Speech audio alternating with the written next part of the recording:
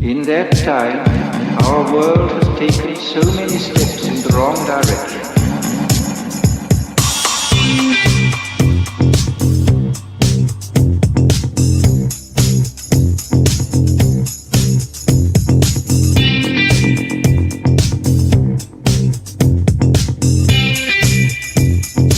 In the negative utopia, science, technology, social organization, dehumanization. In the negative utopia, science, technology,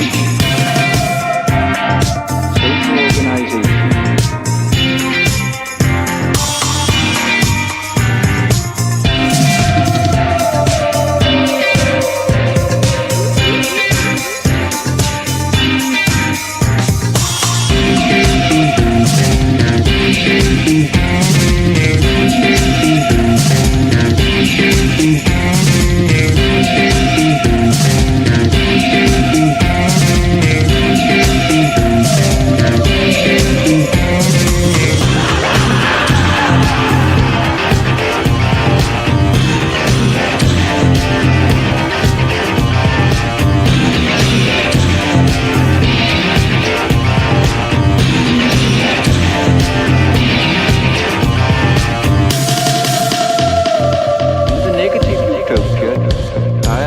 Technology, social organization, dehumanization.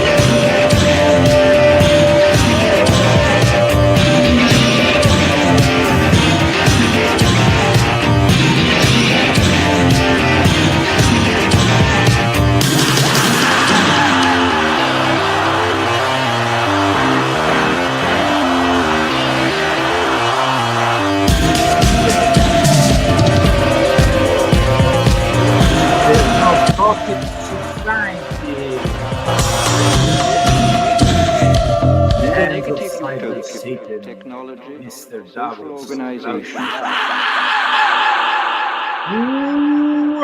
Welcome to the Leo Zagami Show. Thanks to Albert Zappa for these images and, of course, for the track Vincenzo Viceversa, who is also the author of these fantastic book covers. And welcome to the Leo Zagami Show from Leo Zagami and Christy. Hi. So here we go. We have a very interesting subject today. Everybody's talking about Alexei Navalny as a hero, depicting him as the ultimate martyr. But there is more to it, of course. And so we will be discussing that and much more. Because as you know, the first half an hour of our show, we just go from one news to the other, pertaining, of course, to the last few days. Mm-hmm. No, first we talk about our sponsors. Well, that is what I was about to introduce with Christy, the sponsors that permit today's show. We have Margarizana Minta and Bruce Kodish. Thank you very much. And to everyone who bought the books, thank you very much. We had a good week, so we appreciate it, and we appreciate you, and thank you very much. Absolutely. And if we have more appreciation, we will show it with a new episode also of the Illuminati Occult Illuminati. Yeah, so if you want one of those, if you want one of those, donation. Yes, you can intervene by donating anonymously. It's or more like sponsoring public. it. Yes, Yeah, it's a sponsorship for the broadcast, and you can do it with GoFundMe, or if you are in Great Britain or in the United States, also through Cash App. So GoFundMe here on the screen. We have been banned, removed from PayPal, and we had a lot of problems with the other methods of payment that we had put. So these are the ones that we trust more. They never gave us any problems. So here we go, GoFundMe.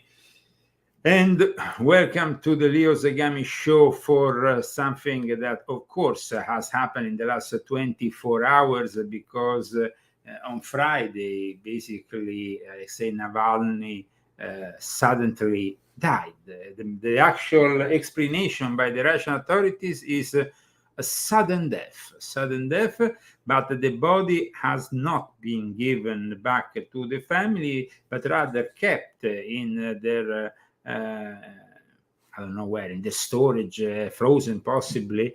Well, he was in a place beyond Siberia? Well, yeah, beyond the Arctic. So I mean, it's like a frozen, cold place that the guys, it's like temperatures are really, they kill you. So he could have been killed though by either Putin or either NATO, and both of them had reasons to kill this guy and transforming him in a martyr.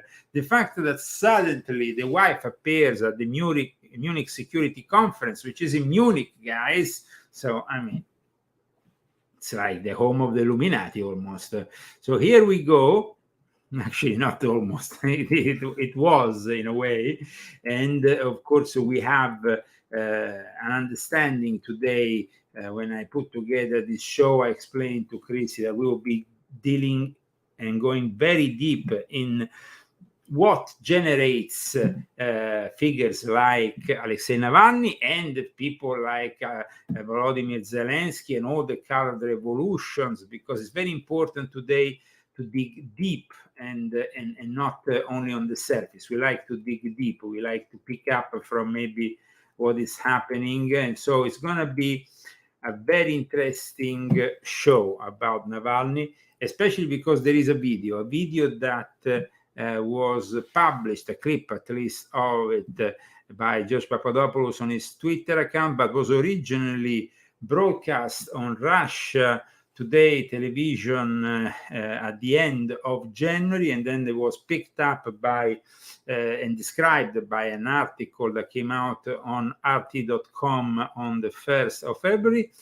This is really where I mean, we are left astonished, because we see that there was a level of corruption from the supposed organization that was created to fight corruption by Alexei Navalny, which, I mean, it leaves us a little bit, you know, like, what is this? It's the usual show, the usual theater. It made him sound like a real nice guy. And not only that, it's becoming like almost a saint. It's just incredible. And we have Biden that praises him, of course, exposing Putin immediately as an evil doer without still the evidence of what happened. Maybe he died of natural causes, maybe not, but you can't immediately make these assumptions. This is what happens today.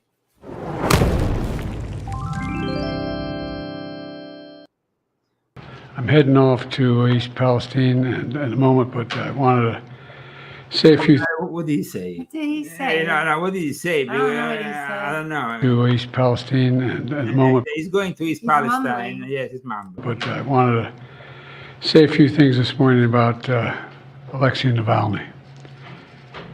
You know, like millions of people around the world, I'm literally both not surprised and outraged by the news. It's like the propaganda machine, a massive psyop has started from the very same people that offered us from the start the never-ending promotion of the figure of Volodymyr Zelensky, and at the same time also before that all the BS from the scandemic. Well, all those people are now mobilized to glorify and almost sanctify the figure of Alexei Navalny. Reported death of Alexei Navalny. He bravely stood up to the corruption, the violence, and all the bad things that the Putin government was doing. In response, Putin had him poisoned, he had him arrested, he had him prosecuted for fabricated crimes, he sentenced him to prison, he was held in isolation. Even all that didn't stop him from calling out Putin's lies. Even in prison, he was a powerful voice for the truth, which is kind of amazing when you think about it. An FBI informant at the center of the impeachment inquiry into you has been indicted for allegedly lying. Your reaction to that, and should the inquiry be dropped? He is lying, and it should be dropped, and it's just been a... So, you know, in other countries, of course, everybody's a liar, everybody's a fraud, Putin is a criminal, but here we are talking about, of course, the fact that there was his direct involvement, him and his son, in this supposed corruption accusation that turned out to be some kind of setup or a false allegation by somebody who is now coming out as such. But we really don't know, because we can't trust anybody in this game, that's for sure. It's been an outrageous effort from the beginning. It's an outrageous effort when they are attacking him. I mean, if you're attacking Joe Biden, you're in for an outrageous effort. No, I'm serious. Not running for party, and we're asking to join in not running. See you in Ohio. Usual Biden. Christy, yeah, you want to go and turn the air conditioning up and down. Welcome to the Leo Zagami show. Today, Saturday, February 17th of the year of the Lord 2024, we are discussing Alexei Navalny. Alexei Navalny, though, was an activist and a product of a system that has been created with the ultimate support, of course, in the end, of the usual open society of George Soros and now Alex Soros. So let's understand a little bit more about that in a little while. For the moment, I wanted to show instead the children of East Palestine that don't want Joe Biden to sniff them, and that is pretty normal. I mean, you know, Joe Biden is well known for having, I mean, apart from the fact that he goes to East Palestine where they had a terrible accident after over a year that the accident took place, and I think, or at least Palestine in America. East Palestine, yes, Palestine, yes, East Palestine, and of course, East Palestine, no sniffing for Biden from these people who say that he has done too little, too late. Brandon! Let's go, Brandon! Let's go, Brandon! Let's go! That's the message. That's the message to Biden right there. Too little, too late. How you guys doing?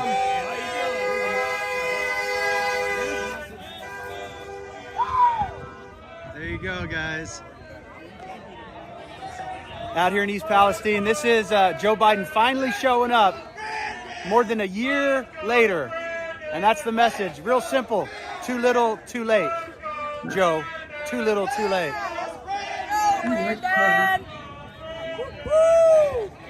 All right, Mike, why is everyone out here? This is Trump country here. This is nothing but a political stunt. Mike Ruley says he's going to be our next congressman. This town needs $250 to $300 million. Our slogan is too little, too late, Mr. Biden. Yeah. This town, yeah. You don't see any support in this town for Mr. Biden. Yeah. You say Mr. Biden. Yeah, Mr. Biden. That's it. Mr. Biden. Yeah. God bless you guys. God bless you too as well. Good to see you. Let me see those ones. Hold them up. Don't sniff me. There you go.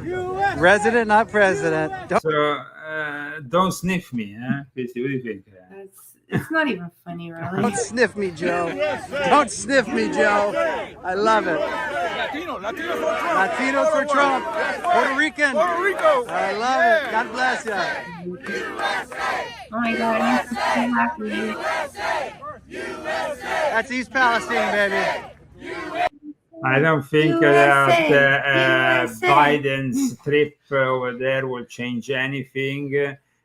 It's not really his thing. I mean, of course, that's a red area, but also it's the disappointment that these people have with the president who for a long time didn't do anything for this terrible tragedy that polluted and probably will damage these people for years to come, with all the chemicals that are still probably to be filtered from all the surrounding areas where this accident happened. This accident, by the way, as we remembered, once again had almost been announced with that TV series also that appeared on Netflix that showed that was something that happened. That was a kind of a mad synchronicity, by the way, we can say. In any case, Biden can do nothing wrong if you talk with Karine Jean-Pierre. So Karine Jean-Pierre, whatever Biden does is fine. Karine Jean-Pierre, the master liar.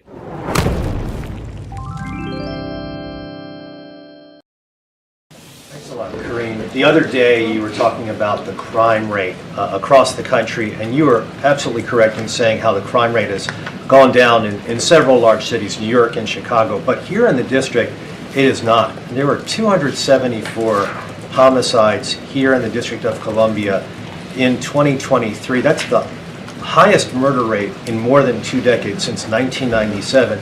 This is the president's home at least a few days a week. What can he do personally about? You expect an answer that brings a bit of substance, but can you expect that from Karine Jean-Pierre? No. Absolutely not.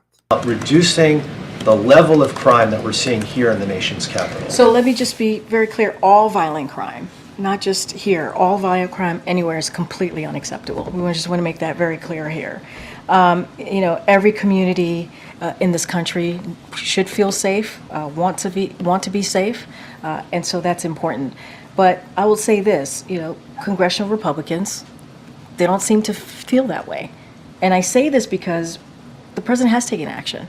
From the first piece of legislation that he signed into law, American Rescue Plan, only Democrats voted for that. Republicans didn't vote for that. There was billions of dollars in that plan, and they didn't vote for it. And so, look, we need to do more. Remember, it's always they can do more. Biden has done nothing wrong. But the president has taken this very seriously. Yeah, he takes everything very seriously, which is complete BS. Whatever. Welcome to the Leo Zagami Show with Leo and Christy.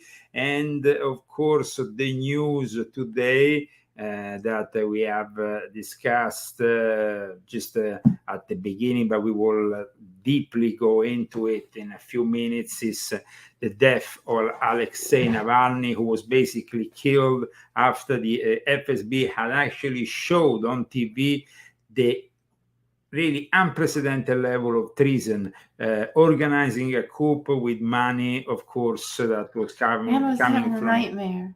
What? Rambo is having a nightmare. Rambo is having a nightmare. It can happen. Maybe it's okay. It's okay. I might have to go shake him. Well, go and shake Rambo. Go and shake Rambo. In the meantime, one of the most funny events of the week was probably Fannie Willis, Black Panther father. He was worried Biden was going to sniff him. Okay, so Fannie Willis as a father. His father is, of course, the most left-wing guy you can ever imagine. He had to go and testify. Fannie Willis this week was in court. As you know, it became a big charade that in the end it becomes also very much something that can distort the attention from real things. So you use like a case like the one where you have Fannie Willis, the district attorney, basically has unleashed on Trump an inexistent court case, like many of the other Democrats, district attorney nominated by the Democratic Party, that are unleashing all this judiciary nonsense, which will probably always be appealed and won in the end by Donald J. Trump. But it's made so they can, in some way, in their minds, convince the people that Trump is then inelectable. But the most funny thing was the talk also about the cash, because there was a lot of talk about Fannie Willis, and if he went out with this dude, then she got to work for her. See, if she was going out with her before she got him to work for her, or and of course the father had to intervene. The father probably lied, just as they lied, because there was a witness that confirmed instead that Fannie Willis was going out with this lawyer that then later she nominated. But at the same time, she was going out also with a DJ, so she is very active. DJing around wedding parties and stuff, nothing incredible, but still, I mean, Fannie Willis is very much into the dancing around, let's say. This is the father. Good morning, Chris. Good morning, Council. When your daughter moved or left the house that she owned, did she say anything to you about having a large savings of cash? Oh, no, see, maybe, excuse me, and Your Honor, I'm not trying to be racist, okay?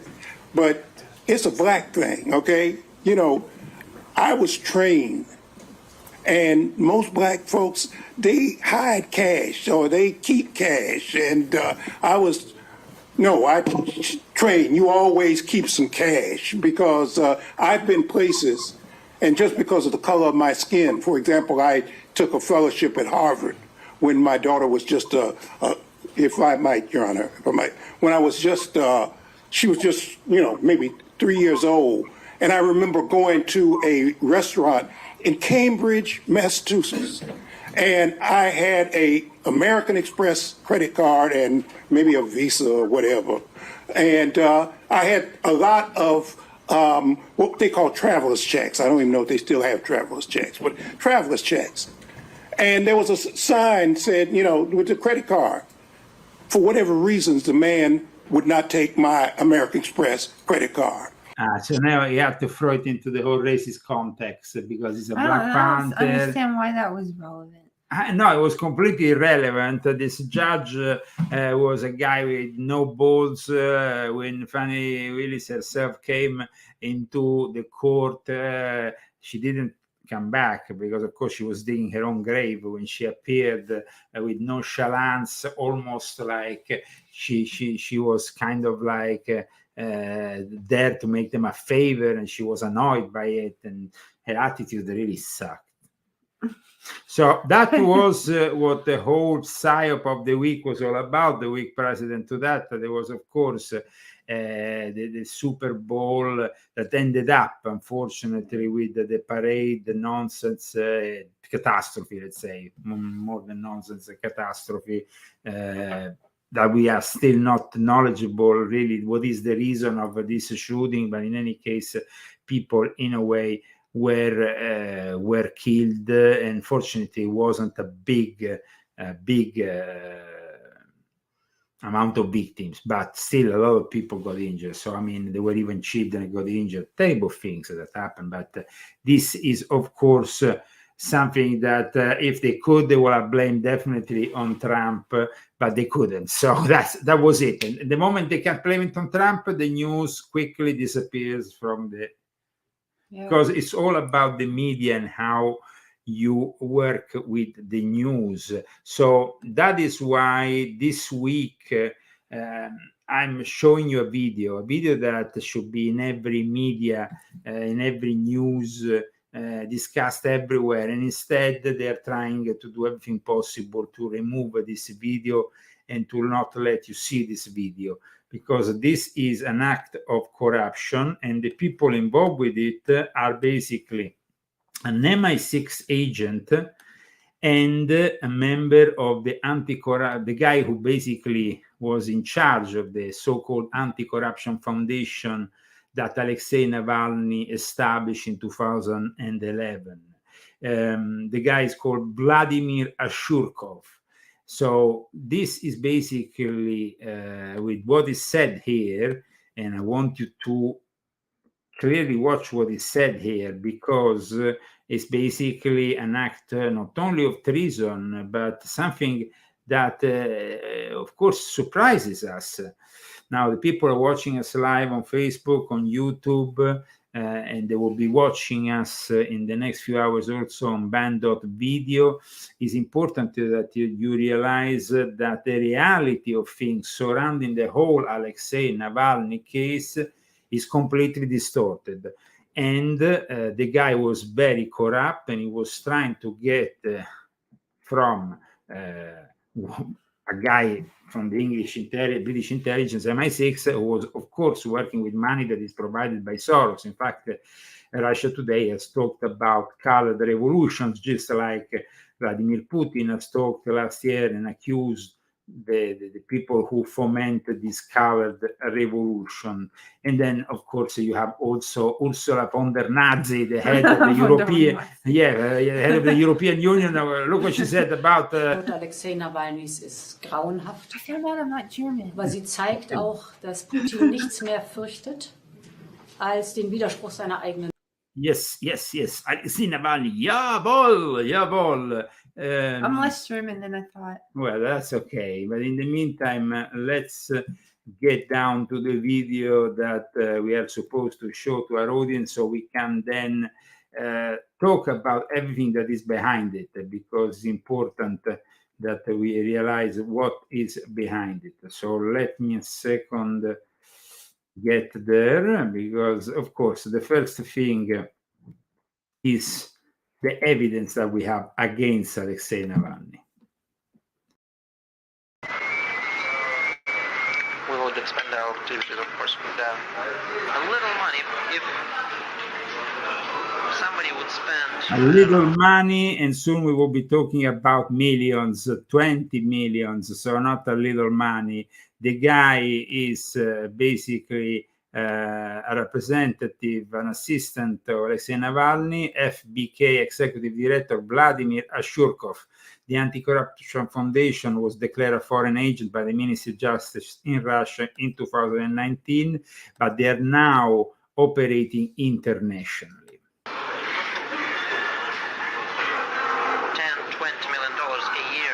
Supporting this, we would see quite different picture, and this is not big amounts of money for people who have billions at stake in this game.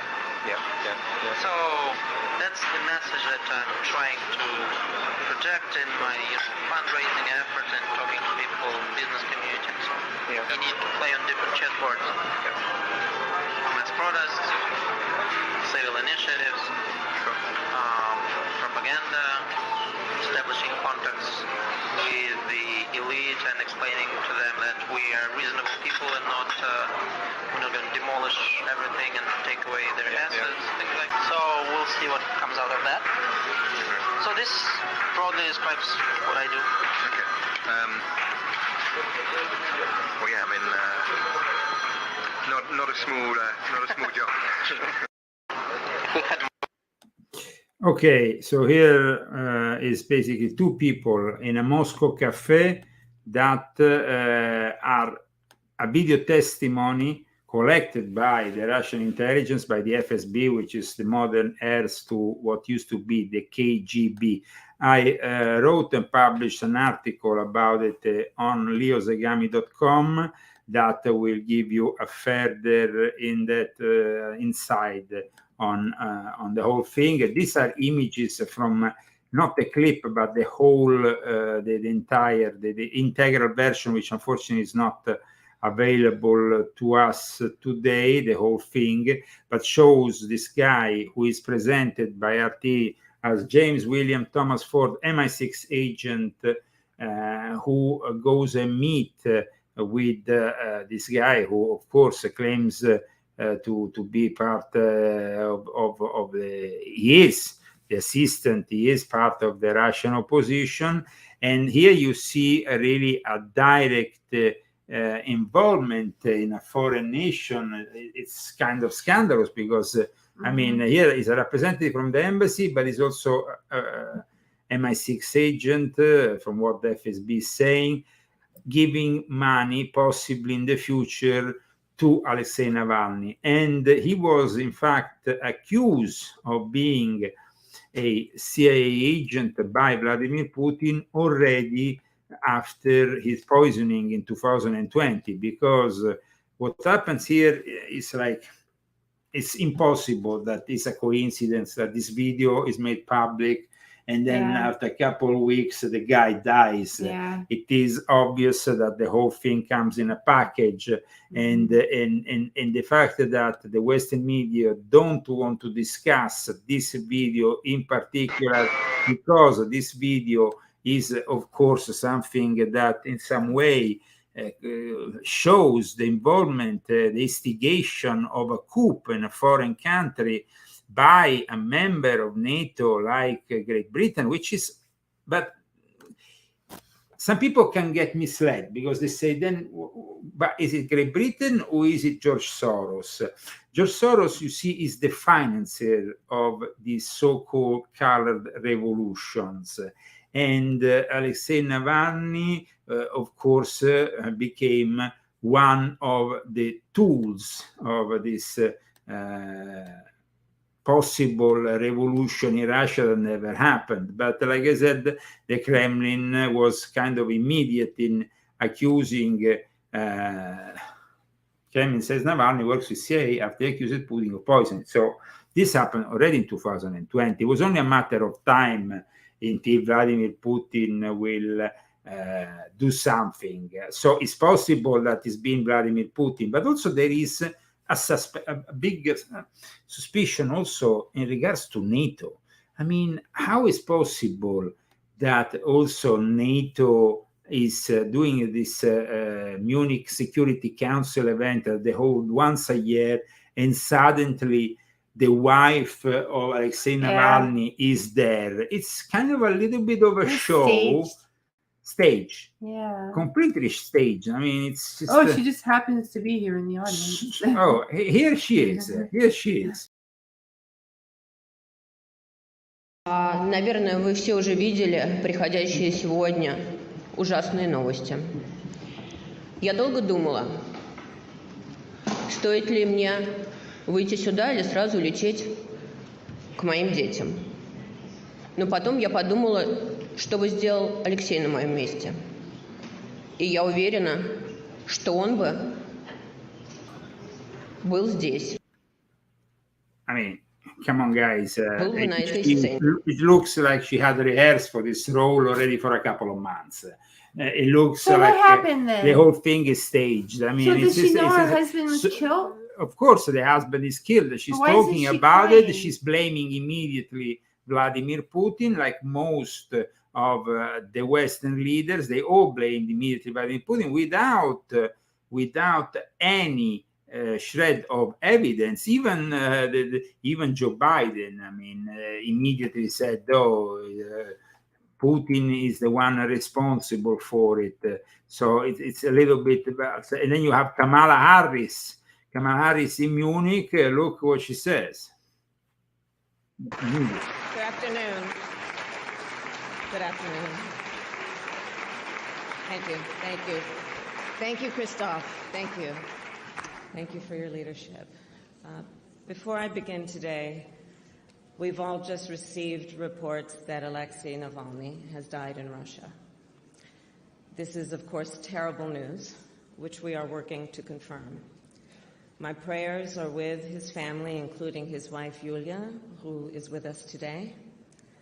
And if confirmed... This was before she gave a speech. She's with us today, the first day of Kamala there, and already she has this woman ready, delivering her own staged talk, emotional. Would be a further sign of Putin's brutality. Whatever story they tell, it's Vladimir Putin. Let us be clear, Russia is responsible. And we will have more to say on this later. So the usual staged events that on one side and the other seem to be all staged and badly staged at times, also with the timing. I mean, They come up with the same crap all the time. It's always the Russians. It's always this. It's always. But I mean, the colored revolutions have been partly constructed because of Russia. That's what is the color revolution? It's something that comes from the playbook of George Soros. But nobody really understood who is behind George Soros. Who is George Soros inspired by? So I went and investigated a little bit here regarding the Open Society and a number of organizations that have been working to subvert and to destabilize the New World Disorder, transforming it in today's New World Disorder. There was New World Order, now it's New World Disorder. But the organizations that have been involved in all this is, of course, the Open Society. The Open Society today is in the hands of George Soros' heir, which is basically Alex Soros. And Alex Soros today is a guy who is quite young, but he likes the lady a little bit older, maybe, I don't know. He is basically in Paris making a romantic trip for St. Valentine's with Uma Aberdeen, the ex-lesbian lover and collaborator of Hillary Clinton. So this is basically the reality of the whole thing. Now, but before we go deep into what is behind all this, because Uma Aberdeen, 47, Alex Soros, 38. So Alex Soros will become the toy boy of Uma Aberdeen. What do you think about this, Christine? I like the way you say toy boy. It's a little bit like Fannie Willis, who had to pay a lot of cash to have the guy delivering him delivering her some action.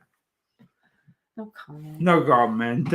Okay, so welcome to the Leo Zagami show. At this point, let me also put once again on the screen the GoFundMe before we go deep into the origins of the Open Society, because the Open Society might seem something that is born with George Soros, but that's not the case.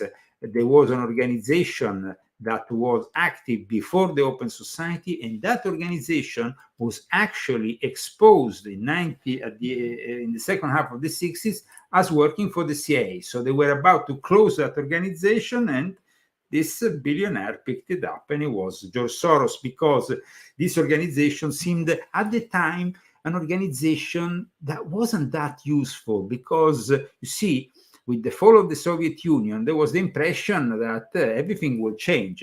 So here we have an organization that George Soros basically created and then expanded, not only with the name Open Society, but with a number of names connected to a number of organizations. Now, the Open Society Foundation is inspired by a book by the philosopher Karl Popper, a book which is called The Open Society and Its Enemies. This is basically the book that inspired, let's say, philosophically, the beginning of Soros' activity. But in reality, Soros was simply joining a club of very powerful people who had an organization that needed to be taken over. It was like no longer what it used to be. That organization was called the Congress for Cultural Freedom.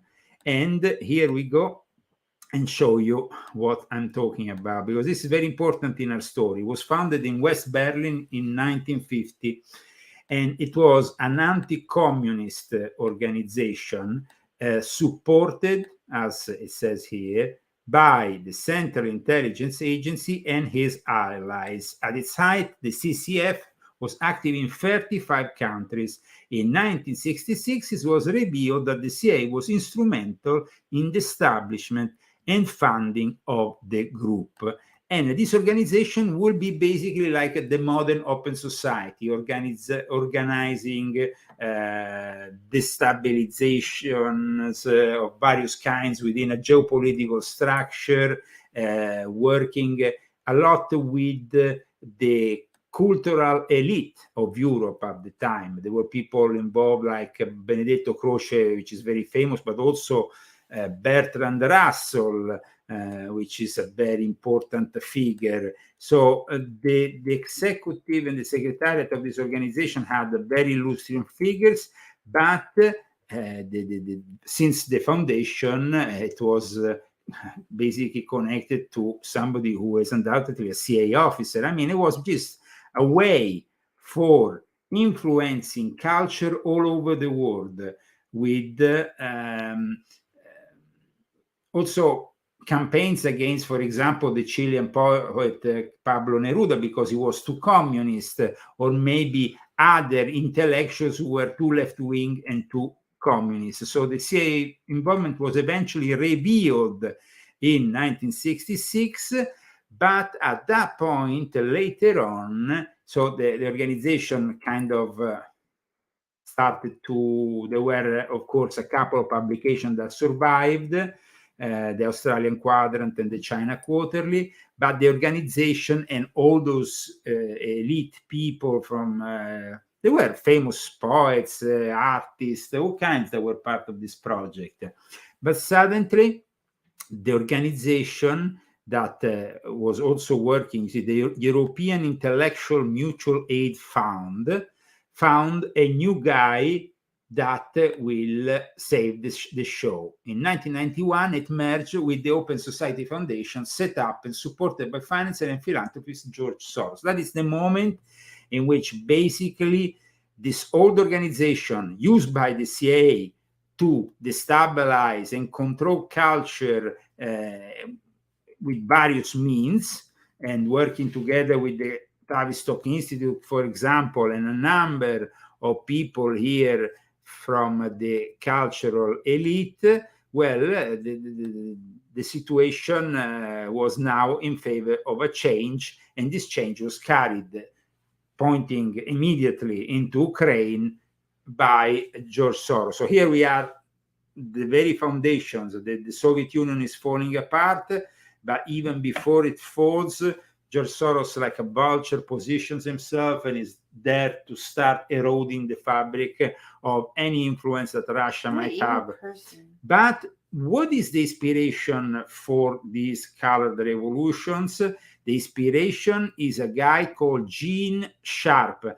But first of all, what are these colored revolutions? Let's go and discover what they are in a couple of clips that give us a brief idea of the colored revolutions.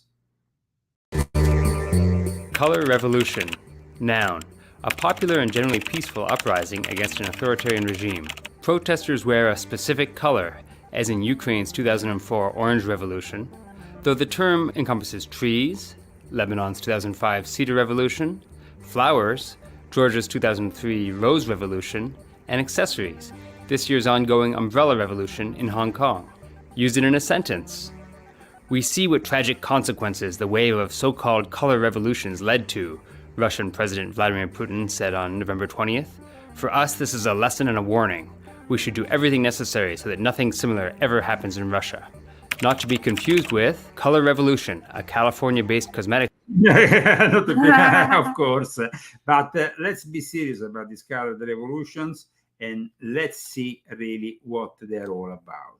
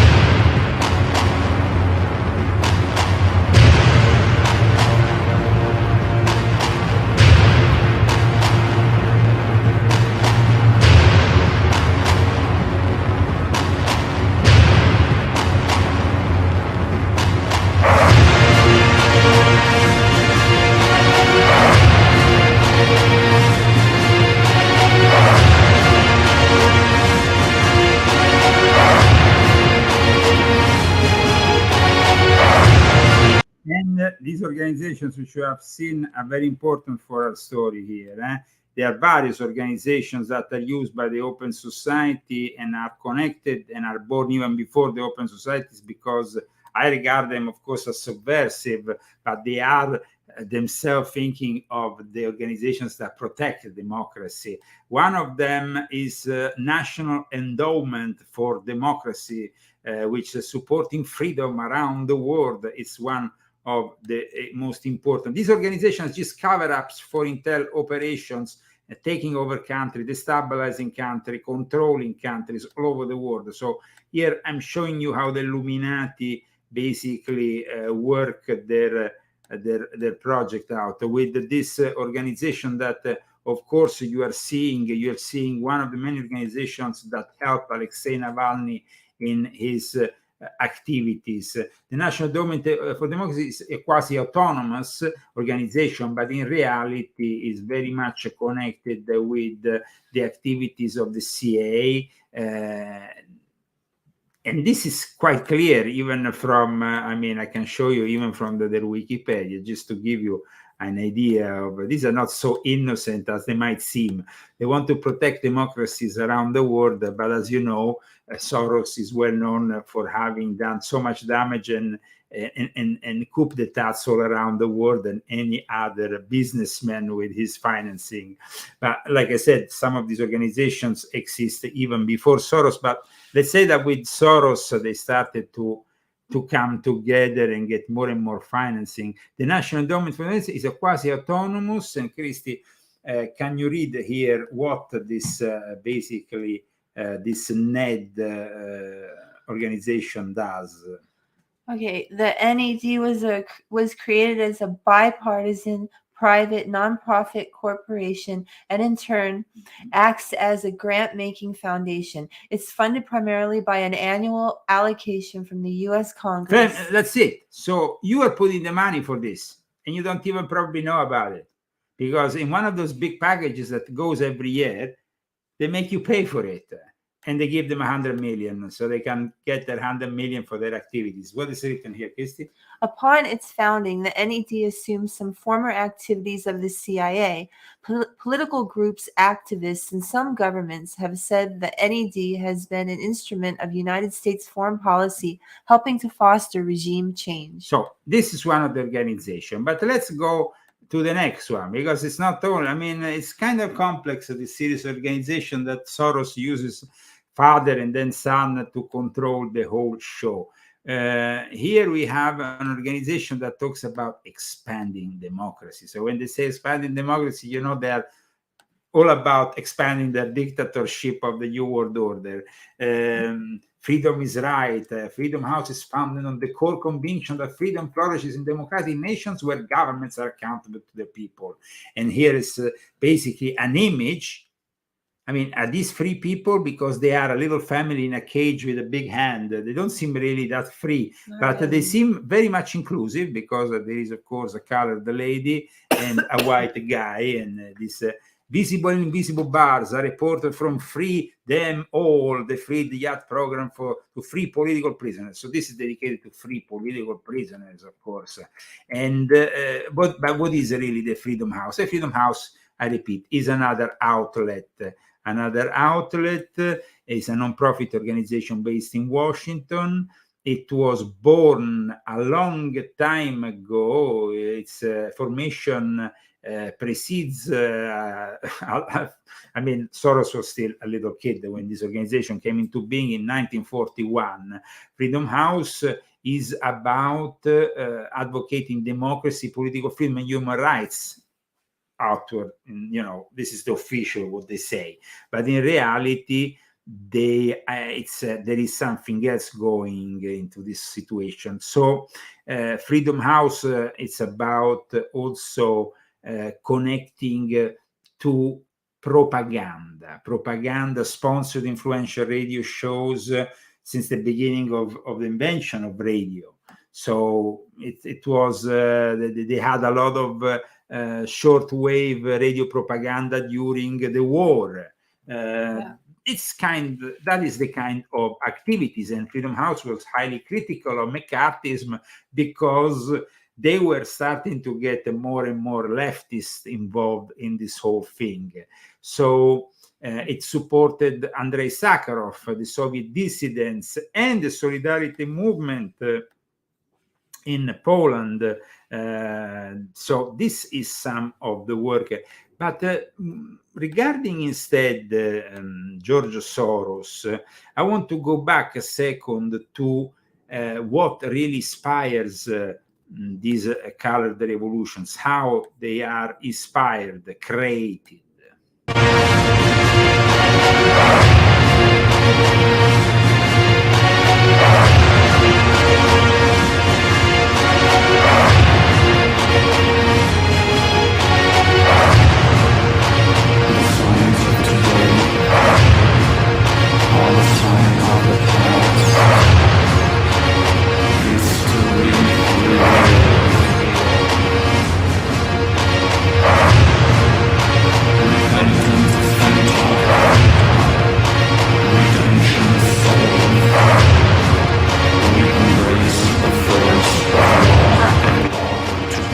The Rose Revolution, Georgia. Now, a bunch of crooks. They are a bunch of crooks. I think that the first thing is that of course, George Soros takes over this organization. We said it was an organization that pre-existed, but then he based his whole work on the work of a guy called Gene Sharp.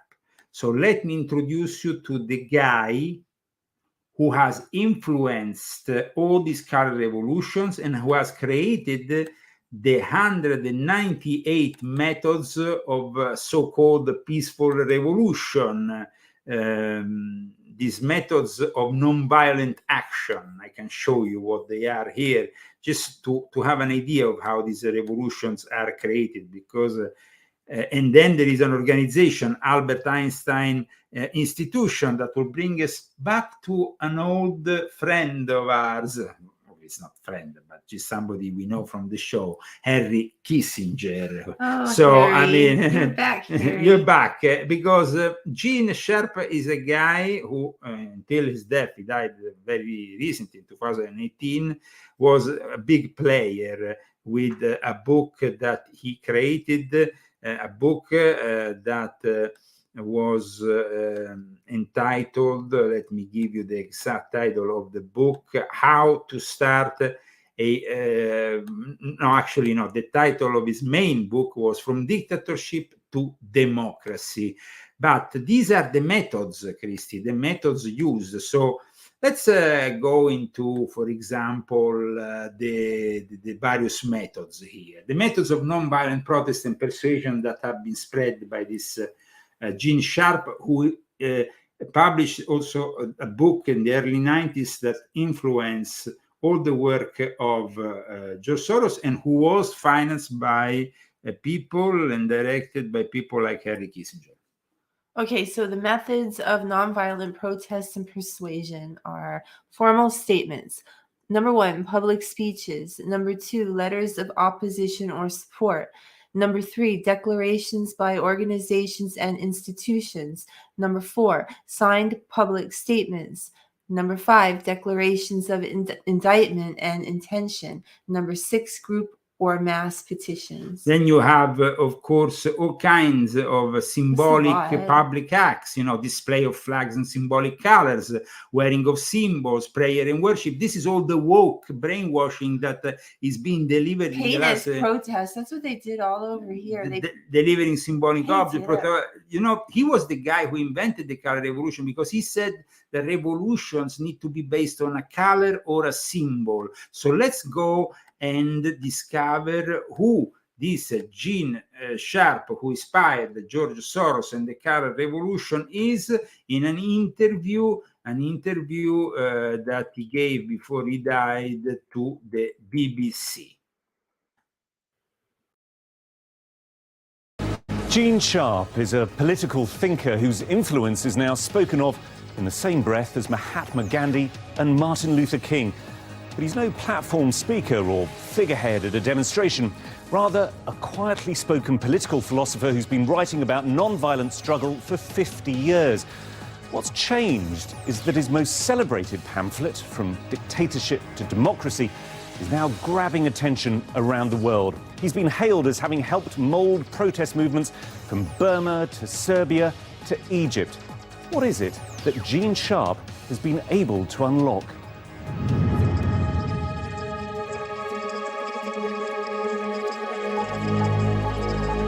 And before we go back to Gene Sharp, let me introduce where does Gene Sharp come from, because it's very easy to understand this when you understand the name of his organizations and the people that have been involved with him, because the organizations that are involved with him are the most powerful ones. So Gene Sharp is not just a program of something that comes out of nothing. It is the product of a series of institutions and academic circles, but it is overall part of the New World Order, like the Albert Einstein Institution, taken, of course, the name from Albert Einstein. It is an institution which is a non-profit specializing in the study of methods of non-violent resistance in conflict.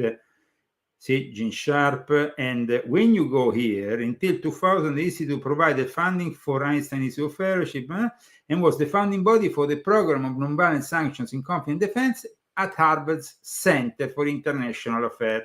Now, this Center of International Affairs is where you find the usual suspect. The Center of International Affairs was founded in 1958 by Robert R. Bowie and Henry Kissinger, assuming its current name in 1998, following an endowment by Albert and Celia Weatherhead and the Weatherhead Foundation. So now it's no longer Center for International Affairs, but Weatherhead Center for International Affairs. This has been also, and you can see also the involvement of Gene Sharp. So let's see Gene Sharp in action.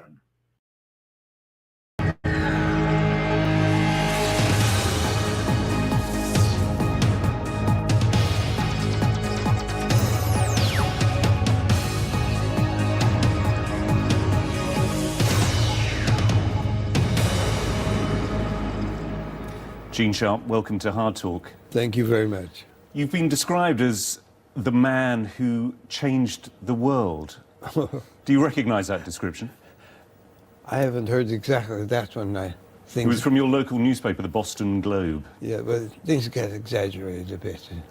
You don't think that you've had that level of influence? I know there's been some influence on my writings. It's always hard to judge, particularly for myself to Definitely judge. went down the drain. Look where he was in 1987. Look what evil can do to a person. If there is a person who has fomented more evil than any other, is this guy. And so the product, of course, of all his evil is the instability in places like Ukraine and the threat of nuclear war that is still so present because of people like him. Because of people like him, we had the Orange Revolution. We had also other revolutions, like in Georgia. That was another important event that took place. So let's go back to what this guy said. But before, I was trying to pick up 1987 to just show you the difference with the guy. Can I say hi to my friend? Sure. Hi, Lacey. That's Lacey. She's in the chat, but she's the one I did an interview with this week. Yes. And you can find it on this channel. And it's very successful, and I advise you to listen to it because it's a great testimony also of my life, because Christy inserted a lot. Yeah, I inserted a lot. But this is the guy when he was, imagine, 1987. Look at the Don't want to answer. That's fine. We'll do best of it. Gene Sharp and what do you look like now? That kind of thing. No, well, that's before he died. He died in 2018. what are the main functions of the war system, and how can this help us find a You see, solution but to the problem look how important is the war system for these people. of war? Well, war has obviously served a variety of functions in societies, probably varying with the particular society and point in history. Sometimes war is used to attack other countries. Sometimes military might is used to hold down other countries in oppression.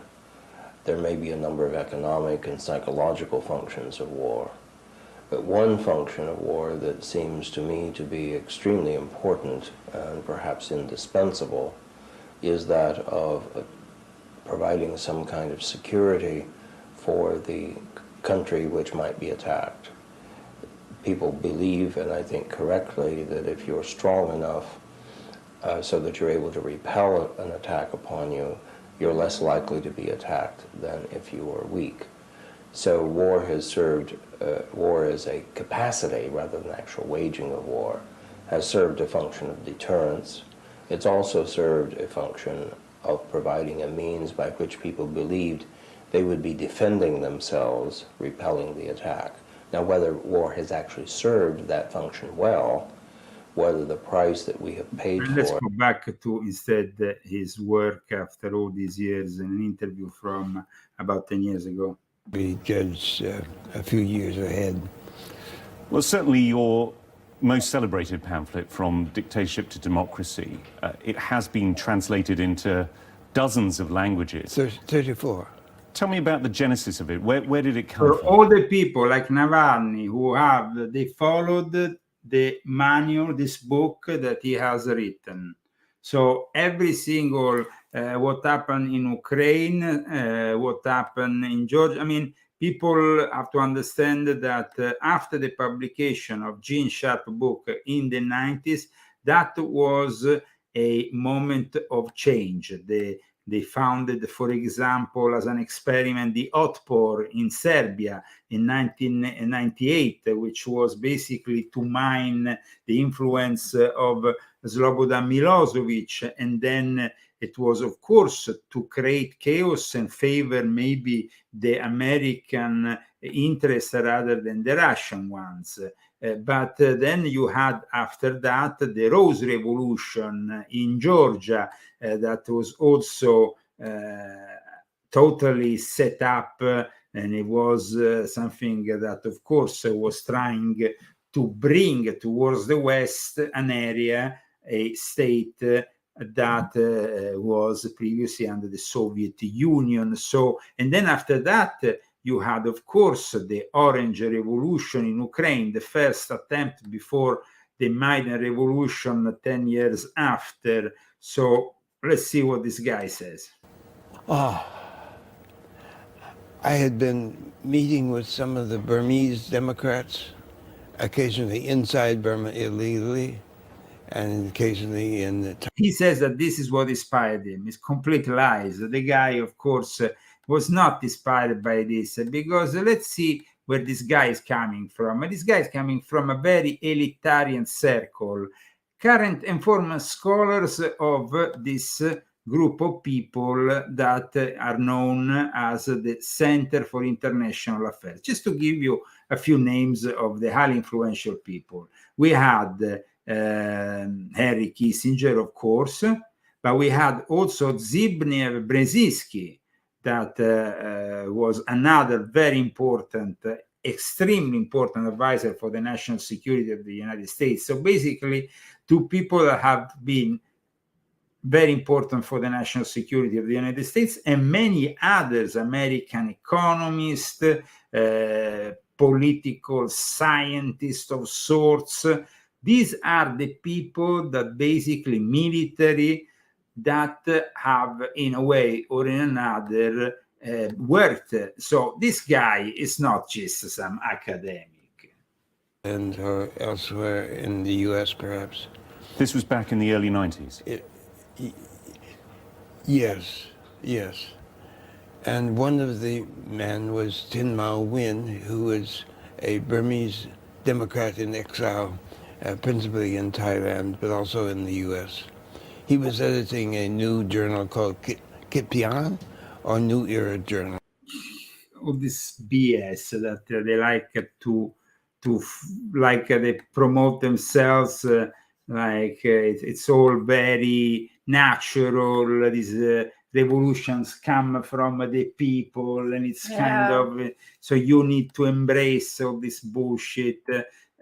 guys, the first Orange Revolution was the revolution, for example, totally based on the work of Gene Sharp, and it was a revolution that changed forever the Ukraine, made it more frail as a country, and eventually 10 years later there will be the complete takeover, and they will kick out any Russian party connected later on with Russia. And of course the persecution got even more fierce once Putin started his military operation, because he wanted to defend the Russian populations that lived in Ukraine. But this was the Orange Revolution in 2004. With police, with hundreds of thousands protesting the results of the election and calling for a new vote.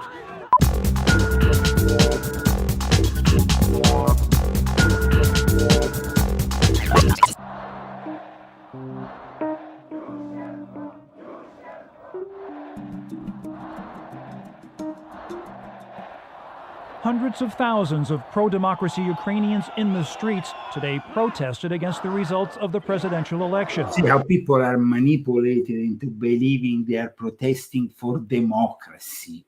Can't they just see it? No, they are completely blind. I mean, if Navalny would have been left to do what he wanted to do, this would have been probably the future of Russia, a country that will have collapsed eventually under protest. Pitting their candidate, the West-leaning challenger Viktor Yushchenko, against the pro-Moscow Prime Minister Viktor Yanukovych. They claim Yanukovych's victory was rigged, with reports of ballot stuffing and voter intimidation. Last night, the country's election commission ignored reports of fraud, declaring Kremlin-backed Viktor Yanukovych the winner. Far from backing down, Yushchenko has called for a nationwide strike, warning the country is on the verge of civil war. If they shoot us, if they send tanks, no matter what, there's nothing that can overpower the will of the people. Meanwhile, overseas in Ukraine today, anti-government demonstrators finally had something to celebrate. The parliament voted to disband the government of the candidate who has been declared the winner of the disputed presidential election. The ruling called for a revote in 3 weeks. Doctors confirmed that opposition candidate Viktor Yushchenko was poisoned during the campaign. And then there is always somebody who gets poisoned, murdered. But if you read volume 9, in this book, I explain how a specific order of Saint Stanislaw that operates between Ukraine and Poland in that period was taking over the whole of Ukraine, and they were actually trying to make a law to outlaw them just before all this happened. So it was just like very convenient that they could in some way, I mean, we are talking about a revolution that, of course, if made in a brutal way, will have probably already destabilized the country in 2004. It took another 10 years to arrive to the level of the Maidan Revolution, and the revolution that basically led to the instability that then forced, in the long run, Putin to intervene, because he was losing the whole country for NATO. Let's not forget that Putin invaded after Kamala Harris went to the Munich Security Conference, like she did right now, and at that point they basically were talking very openly about Ukraine joining NATO. This was completely unacceptable. So these things are, of course, explained very well also in volume 9 of my Confessions, which I think you should check out. Pat Dawson reports. The effects were startling. The healthy, vibrant opposition candidate for Ukraine's presidency transformed in a matter of a few weeks this fall into a gravely ill man. His face almost overnight changed into a scarred, bloated mask. It's possible that Russia poisoned this guy because, of course, poisoning is one of the specialities in this war, which is bad. It's bad in on both sides. So have you ever been worried about anybody poisoning you? Yes, unfortunately, yes. And I was partly damaged by the poisoning, probably in Italy, during the period of the so-called pitchfork revolution. yes. But that's why I'm saying, if you are involved with something that is like an uprising, like Navalny, you can't be surprised that they will poison you. He got poisoned. Of course, it's part. I mean, the system, when they see that they are weak, they have to then. I mean, all these protests that, of course, these actions that are the so-called peaceful manual method of nonviolent actions, which Gene Sharp has devised, then leads, though, eventually to a new totalitarianism. Because, for example, nowadays in Ukraine, there is absolutely no opposition and no party that has any vague even reference to the Russian population or the Russian culture. So this is sad. I mean, it's absolutely sad that all this is happening. But the current revolutions are part of this plan. And Putin last year said it very, very openly that this was the. И Соединенных Штатов Америки, от которых напрямую зависит глобальная безопасность и стабильность, переживают глубокий кризис, к сожалению. В его основе принципиально разные подходы к формированию современного миропорядка.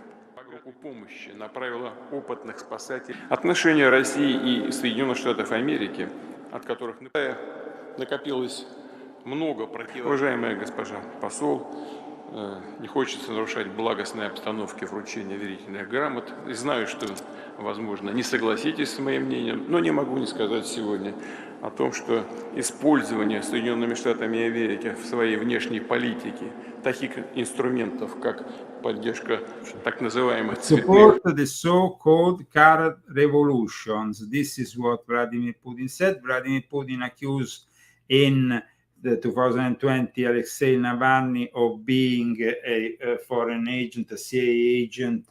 There was accusations also on his so-called anti-corruption organization, which we see from the video is quite corrupt because they asked 10, 20 million.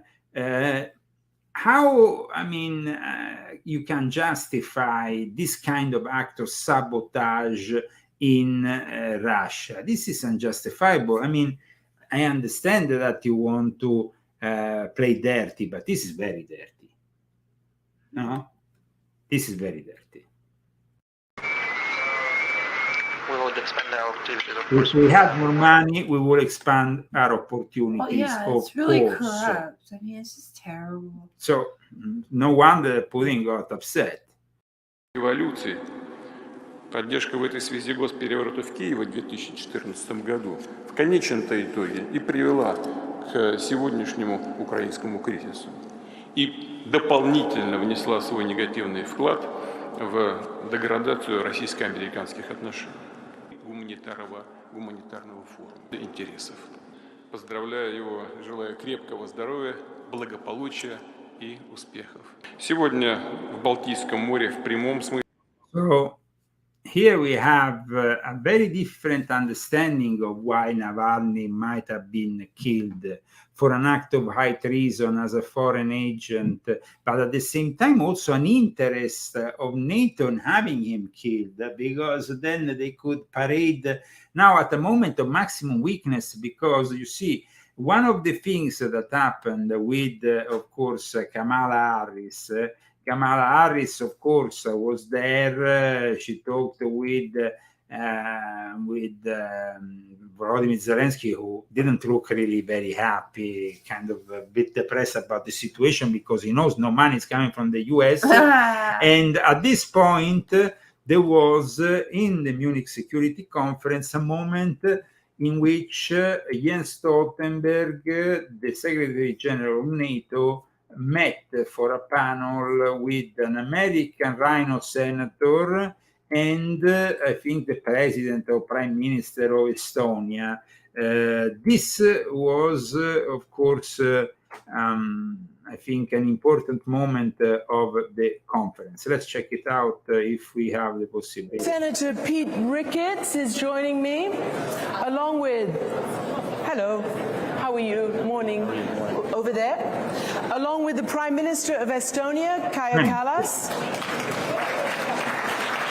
And last Now, you've been in Estonia, so Yeah. you know exactly how much they hate the Russians and everything. Yeah, I know. But look also here about their contempt for democracy, because at one point they say something really incredible about the democratic process that is taking place in America, where the Republican Party doesn't want to give any money any longer for Russia, part of MAGA's, of course, a program led by Donald J. Trump. the man in the hot seat, Jens Stoltenberg, Secretary General of NATO. So this is going to be a Q&A panel. We have about 20 minutes, I believe, and then 20 minutes for Q&A from the audience. Right? Okay. So I guess I have to ask you first. You know what? May I just first ask I all think of she's wearing a wig, Christina. I think she's wearing a wig. Okay, maybe she's wearing a wig. In any case, let me tell you something about what is said at one point here, their contempt and everything. These people have made a big fuss about the death of Alexei Navalny, okay? They repeat it over and over again during the whole event. It's like their sacrificial goat. But the thing is that they never mention Gonzalo Lira. Now, Gonzalo Lira was that blogger and journalist activist that was arrested in Ukraine and died in January. No words were given about Gonzalo Lira, but rather all this BS. And here, of course, you have this guy who represents, in theory, the Republican Party, from what I understood. But what he said, it's really absurd. It's industrial base, supply the weapons to Ukraine, but it's going to take time to get there. There may be different paths to get there. I'm reminded of Winston Churchill's quote, Americans will do the right thing. So American will do the right thing. After exhausting all other possibilities. So I do think we will get there. It's just democracy. Get there meaning billions to Ukraine Whatever. for a war that is Whatever. being lost, completely lost. Take time to process. So the 2 points I'd like to follow up on. Is there enough time for this, as you say, messy democratic process? Messy democratic, he called it a messy democratic process, what's happening in America. But NATO has said, and actually key defense ministers from the frontline countries have said that you are concerned for the first time, this wasn't the case last year, that within 3 to 5 years even, Putin could test the resolve of a NATO country. We can never take peace for granted, but I think it is important to convey that we don't see any imminent threat against any NATO ally. The world has become more dangerous, but NATO has become stronger, and the purpose of NATO is... Now, for those who have not read my article on Zagami.com, those who have purchased volume 1 of my confessions know Jens Stoltenberg, because he got me arrested and accused me of espionage. So this is the guy who got me arrested for espionage, an accusation they eventually will lift in 2010. I heard that name a lot when I first met you. Yes, so this guy that I exposed together with a spy from the FSB that then in turn led me to the accusation, being accused of espionage in Norway. To prevent war, is to ensure that there is no room in Moscow for any miscalculation about NATO's readiness and resolve to protect all allies, and to make it clear that an attack on one ally will trigger a response from the whole alliance. And as long as we convey that message clearly to Moscow, no ally will be attacked. So our deterrence remains credible, and therefore we don't see any military threat against any NATO ally. I mean, our focus should not drift from helping Ukraine militarily, because we don't have to talk about any NATO country if we stop Putin in Ukraine. And that's why we should concentrate our efforts that he stopped there. Okay, so what is it going to take? You have heard President Zelensky lay out what he needs. We'll get back to the NATO track in a second, but just in terms of anti-air defenses, artillery, long range, all the stuff that they need, I mean, they don't have the wherewithal to control the skies or to stop, you know, the bombers from Russia. But Senator Ricketts, this is now depending on the United States. Europe has done its bit. When everybody said we're not going to, you know, pass this bill, Europe stepped up $50 billion worth of other material to Ukraine. When is the United States going to do what the United States pledged to do at the beginning of this war? That is, defend democracy. So make now sure it's tyranny. almost like, you know, we are obliged and we are giving less than others after we have carried on the burden of NATO for so many decades. Here, Christian Amanpour, whatever she's called, she's one of course, the mouthpieces of this new world order. She comes up with this almost this accusation. And dictatorship doesn't win. Yeah, well, first of all, I'm going to respectfully disagree with you. Europe still needs to do more, right? So as of last summer, At least Europe needs to do more. Only 11 of the NATO allies were reaching the 2% GDP spending. So that still needs to be done, and I certainly applaud what Germany's doing to get there, hopefully this year, right, to get to that 2%. But there's still many of the European allies that need to get that done. With regard to the United States, look, we're democracies. Democracy is messy. And it takes time and a process to get there. Every country has their own thing. So, for example, I just mentioned, you know, the Europeans haven't gotten to the 2% yet. So, but that's probably because of the internal politics in each of those different countries, right? So it takes time to bring democracies along. And the same thing is going to happen in the United States. We will get there with regard to making the investments. Yeah, sure, we will get there. In the meantime, in Volume 5 of my Confessions, a very interesting author and Freemason, Mark Stavish, gave me a very interesting interview. I repeated 2 times interesting. I should have said it only once, but in any case, it's very interesting. So 3 times. In this interview with Mark Stavish, he said basically, and he is definitely somebody who has a lot of Masonic experience, that the EU political correctness and progressive politics are essentially materialistic in nature. I do not say atheistic, although that will do, but there are schools of metaphysical atheism, such as Buddhism. So materialism is nature of communism, and of course Satanism is formal and informal definitions.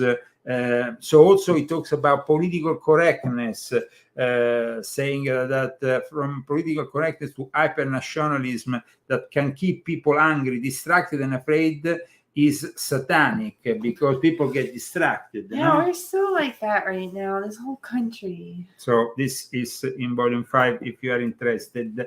But remember, another way of promoting yourself is, of course, associating yourself as a sponsor to our show.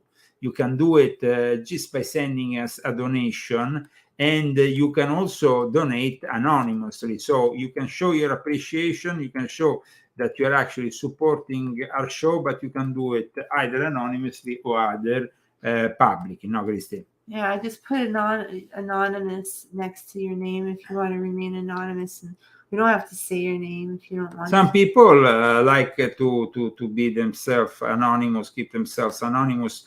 GoFundMe is one of the most used platforms at the moment, and for us at least it still works. For other people I know they've been censoring, but for us it has actually worked. We have been talking about, of course, this geopolitical situation and how these colored revolutions have been methodically used to destabilize the world, because they have not been used only in Europe.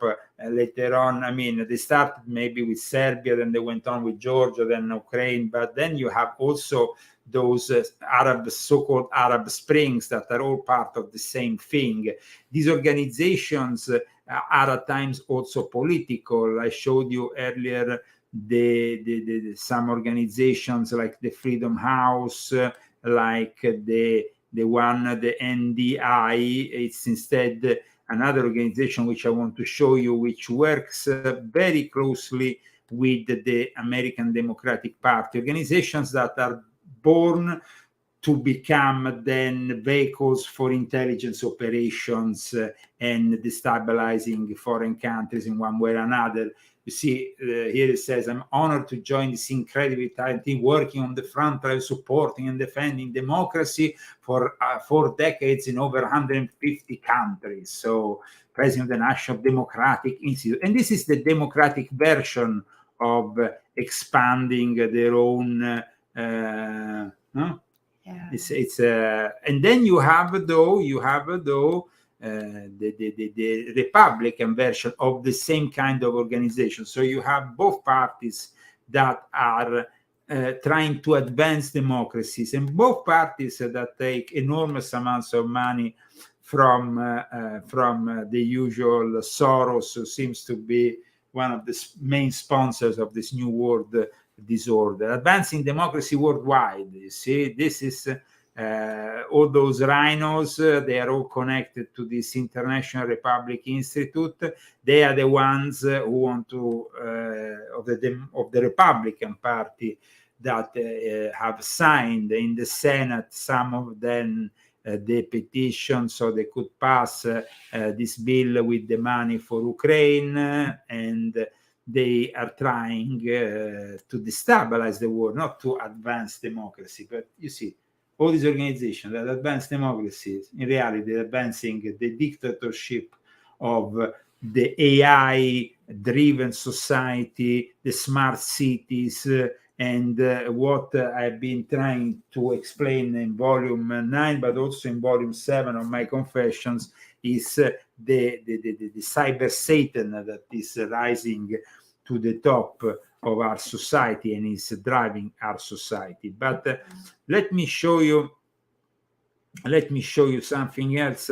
Tucker Carlson, because Tucker Carlson went to, we talked about Tucker Carlson last week. There was a lot of people, Leo, Tucker Carlson is a hero, this, that, and the other. But then he ended up, after a few days, participating to the World Government Summit, which is basically an organization I discuss very much here in Volume 9 because it's connected to Klaus Schwab. So I don't know, what's wrong with Tucker Carlson, but in any case, he went there and they asked him about Alexei Navalny, and this is what he said. And by the way, they asked him before Alexei Navalny was found dead. So quite interesting what he says. Okay, I'll tell you. You should challenge in the rules of an interview, and you're a master in your business. It's not for me to give you a lecture about that, but you should challenge some ideas. For instance, you didn't talk about freedom of speech in Russia. You did not talk about Navalny, about assassinations, about restrictions on opposition in the coming elections. I didn't talk about the things that every other American media outlet talks about. Why? Exclusively. Yes, this because is my those question. are covered, and because I have spent my life talking to people who run countries in various countries and have concluded the following: that every leader kills people, including my leader. Every leader kills people. Some kill more than others. Leadership requires killing people. Sorry, that's why I wouldn't want to be a leader. That press restriction is universal in the United States. I know because I've lived it. Ask my former. I've had a lot of jobs. And I've done this for 34 years, and I know how it works. And there's more censorship in Russia than there is in the United States, but there's a great deal in the United States. And so, at a certain point, it's like people can decide whether they think, what countries they think are better, what systems they think are better. I just want to know what he thinks. That was the whole point. Yeah. So this question, very interesting. Just before Navalny gets killed, and Tucker Carlson talks about leaders that have to kill. In Russia, you did not talk about Navalny, about assassinations, about restrictions on opposition in the coming elections. I didn't talk about the things that every other American media outlet talks about. Why? Exclusively. Yes, this because is my those question. are covered, and because I have spent my life talking to people who run countries in various countries and have concluded the following: that every leader kills people, including my leader. Every leader kills people. I mean, quite a prophecy. Just a couple of days before Navalny gets killed, every leader kills people. So write that down. Did Tucker Carlson know that Navalny was about to be executed?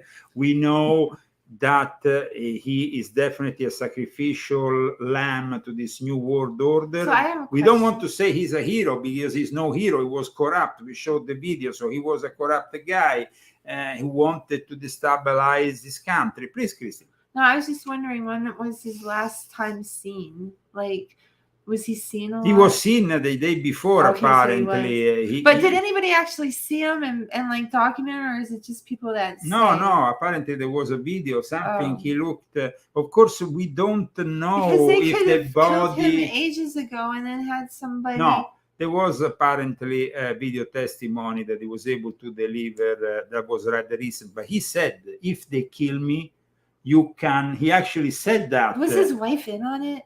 I mean, he's basically announcing his almost certain death in this remote colony above the Arctic Circle. If I was so evil, I would not be announcing my death. I'd be wanting to live because I would not want to face God. So. It's definitely interesting how the guy announced his own death. I don't have the video now here with me, but Navalny basically announced his own death just not so long ago. And so it is quite incredible that, I mean, everybody needs to understand that definitely Navalny's death hides something criminal in nature, but it's also true that if he has, he was supposedly he organized a coup d'etat against Putin. Well, in that case, Putin is justified to kill him. Let's not forget that Alexei Navalny was half Ukrainian. He was grown up by his grandmother who was Ukrainian. He went often to Ukraine. He is very much also an Ukrainian, not only a Russian. So that also is something that in this moment of great conflict between the two cultures is important. Now, I want to close today's show, though, by showing you another weak spot in the Biden administration. I'm talking about Rachel Levin, the transgender guy, woman, whatever he is, he wants to be defined to, that is in charge of our health, who basically is saying that the great problem for the Black community is climate change. It's particularly affecting the Black people. This is one. These are the problems that the military in America have, while the world is getting more and more entrenched in a possible nuclear war. I want to see it. I'm Admiral Rachel Levine. This Black History Month, I'm pleased to partner with OMH in advancing better health through better understanding for Black Obviously, communities. they have added the laughs, but it is like a Saturday night episode here. Watch this. It live doesn't make me episode. feel good. Climate change is having a disproportionate effect on the physical and mental health of Black communities. Black Americans are more likely than white Americans to live in areas and housing that increase their susceptibility to climate-related health issues. And 65% of Black Americans report feeling anxious about climate change's impact. Through our Office of Climate Change and Health Equity and the Office of Environmental Justice, we're working with providers and community leaders to identify innovative approaches that empower communities to address the health consequences linked to climate change. Visit hhs.gov for more information and tune in next Thursday to hear from another HHS leader on how you can contribute to advancing better health for Black communities. Yes, climate change. Yes, whatever. Rambo, we are at the end of our show. Thank you for supporting the show. The sponsors today? Margarizada Minta and Bruce Kodish. Thank you very much. Become a guys. sponsor of our glorious show for a new episode next week, next Saturday. But if you encourage us, we might bring you another episode. So please encourage us. This is it's a way for us to give back. When you give to us, we give back. We have always done that. Rambo, how you doing? You want to dance with us? No, he does not. He So does he's not? about to hit the road because. Yeah, really? Okay, say hi. Say hello. And now I have to dance.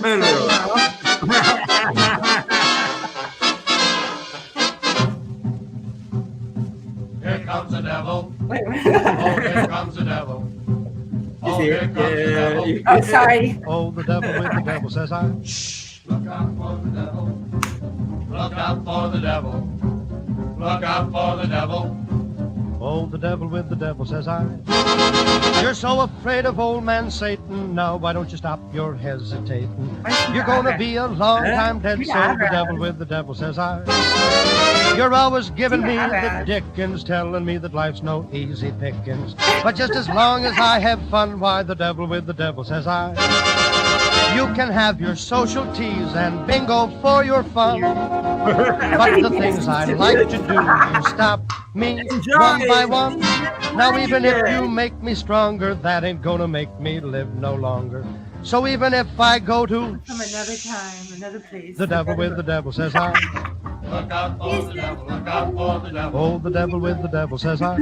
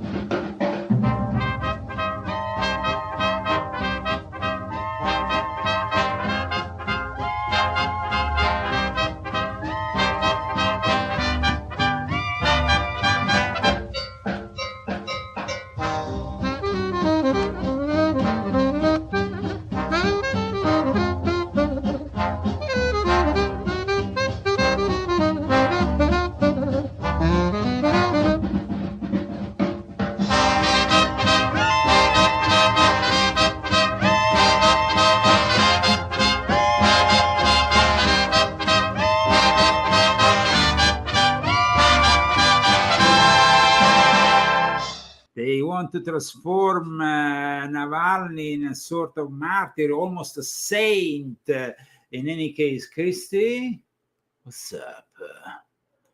Let's see us next week. Remember that. Don't miss the Leo Zagami